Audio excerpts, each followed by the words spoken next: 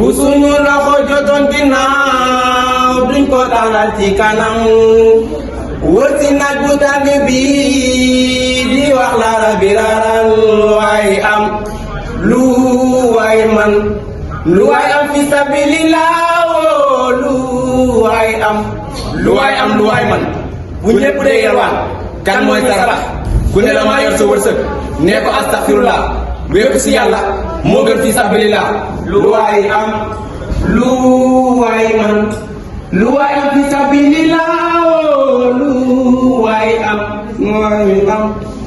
lu waay man lu waay am fi sabilillah lu waay am. Nous nous réveillons tous les matins après la prière.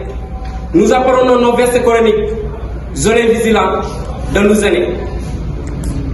naka ginnaaw gi di saf fekk na suma alliwa ci samay poche